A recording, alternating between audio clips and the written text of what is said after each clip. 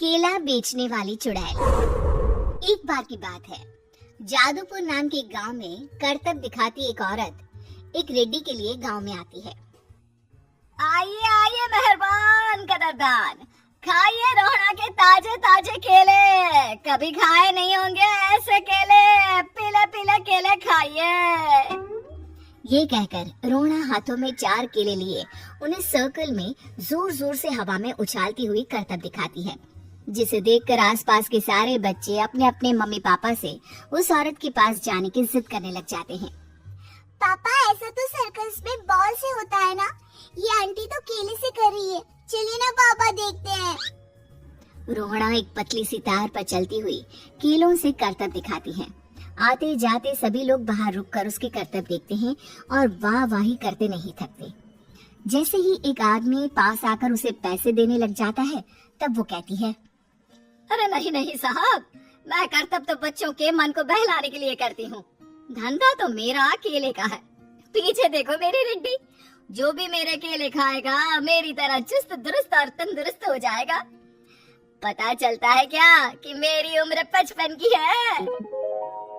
अरे पर ऐसे ठंड के मौसम में कोई केला क्यों खाएगा? ये ऐसे वैसे केले नहीं है साहब, ये शरीर में गर्मी देते हैं, ठंड को दूर भगाए जो भी रोहिणा के केले खाए। पापा अगर मुझे केले नहीं मिले तो मैं घर नहीं जाऊंगी। तभी उसके पापा कहते हैं कि बेटा केले ठंड में कभी गर्मी नहीं देते, ये सब कहने की बातें हैं, सामान बेचने का तरीका है इनका। पर पिंकी नहीं मानती। मैं केले खाऊंगी। पिंकी की जिद के आगे नत्थू हार जाता है और उसे केले खरीद कर दे देता है। पिंकी खुश होकर केले घर ले आकर खाती है। अब मैं भी करतब करूंगी, कितना मजा आएगा, जादुई केले। पिंकी पहला केला खत्म भी नहीं करती कि वो बेहोश हो जाती है। दूसरे केले से एक काला धुआं आता है और रोहना चुड़ैल बनकर बाहर निकल आती है। मेरे भूतिया केले बच्चे न खाए, ऐसा हो ही नहीं सकता। जादूपुर वालों, कब तक बचोगे? आ गई हूँ मैं रोहना, जिसका कोई नहीं कर सकता सामना। रोहना पिंकी को गोद में उठाकर काले धुएं में कहीं गायब हो जाती है। शाम के वक्त नत्थू घर लौटता है और पिंकी को घर में ना पाकर उसकी माँ से कहता है, माँ पिंकी कहाँ है? अरे बेटा, उसे तो तू सुबह करतब दिखाने ले गया था ना, फिर कहाँ वापस आए तुम दोनों? मुझे लगा तू उसे अपने साथ मंडी ले गया होगा। हे भगवान, मेरी बच्ची कहाँ गई? मैं उसे घर ही तो छोड़कर गया था माँ। नत्थू गांव के घर कोने में अपनी बेटी को ढूंढता है, पर उसे वो कहीं नहीं मिलती। परेशान होकर आखिर रो रो कर नत्थू हिम्मत हार कर घर लौट आता है। अगली सुबह रोहना फिर से करतब दिखाने आती है और इस बार पिंकी की तरह रोनी केले खरीद लेता है। 50 रुपए दिए थे पापा ने, सारे पैसों की मैंने केले खरीद लिए हैं। अब मैं भी आंटी की तरह ही करतबबाज बन जाऊंगा। यही सोचते हुए रोनी केले खाता है और पहला अकेला केला आधा खत्म भी नहीं करता कि चुड़ैल उसके सामने आ जाती है। मेरे साथ चलने का समय आ गया है रोनी। ये तो बस शुरुआत है, अब इस गांव के सारे बच्चे धीरे धीरे मेरे कब्जे में होंगे, एक बच्चा भी नहीं बचेगा।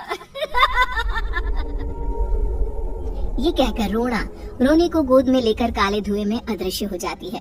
इसके बाद हर रोज गांव में से कोई ना कोई बच्चा गायब होता, पर ऐसा क्यों हो रहा है किसी को भी समझ में नहीं आ पा रहा था। रोज की तरह अपनी बेटी पिंकी की तलाश में नत्थू गांव के एक तालाब के पास बैठा रो रहा था।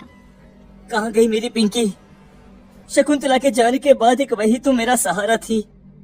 अरे उसकी आत्मा कोस रही होगी मुझे कि मैं अपनी बच्ची को संभाल भी नहीं पाया।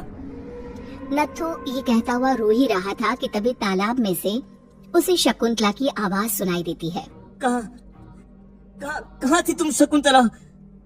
हमारी बच्ची और सारे गायब हुए बच्चे रोहना के कब्जे में हैं। वो बच्चों को जो केले देती है उससे बच्चे बेहोश हो जाते हैं और उसके कब्जे में आ जाते हैं और वो उन्हें ले जाकर काली दुनिया में ले जाती है। पर वो ऐसा क्यों कर रही है? ये मैं नहीं जानती, पर उस दुनिया का रास्ता मैं आपको बता सकती हूँ। जहाँ ये नदी खत्म होती है वहाँ एक केले का पेड़ है, उसके नीचे एक दरवाजा है, वहीं से रास्ता जाता है उस दुनिया का। ये कहकर शकुंतला की आत्मा गायब हो जाती है। गांव के सभी लोग झुंड बनाकर उसी रास्ते से काली दुनिया में चले जाते हैं और वहाँ देखते हैं कि सारे बच्चे वहाँ काम कर रहे थे। पापा मुझे ले चलो यहाँ से। पापा पापा। सभी बच्चे अपने मम्मी पापा से लिपट जाते हैं। तो तुम लोग यहाँ तक आ गए? क्यों हमारे बच्चों को पकड़ लिया तूने?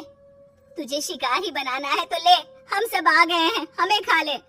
नहीं, मुझे बच्चे चाहिए, मेरे बच्चे के बदले तुम लोगों के बच्चे।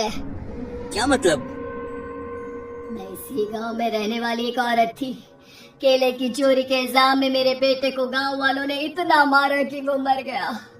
उसी दिन मैंने ठान लिया कि गांव वालों का भी वही हाल करूंगी। कुछ दिन बाद बेटे के चले जाने के दुख में मैं भी मर गई और मेरी भटकती आत्मा एक चुड़ैल बन गई। और फिर मैंने बदला लिया तुम सबके बच्चे छीनकर। बर्दाश्त नहीं कर पाए ना, सोचो मुझ पर क्या बीती होगी। हमें माफ कर दो रोना, पता नहीं ये किसकी गलती थी पर हम सभी माफी मांगते हैं। हमारी खुशियाँ लौटा दो, तुम भी तो एक माँ हो। गांव वालों की बात सुनकर रोना का मन पिघल जाता है और वो बच्चों को छोड़ देती है। उसके बाद काली दुनिया बच्चों के लिए जादुई दुनिया बन जाती है। अब कोई भी कभी भी वहां आ जा सकता था।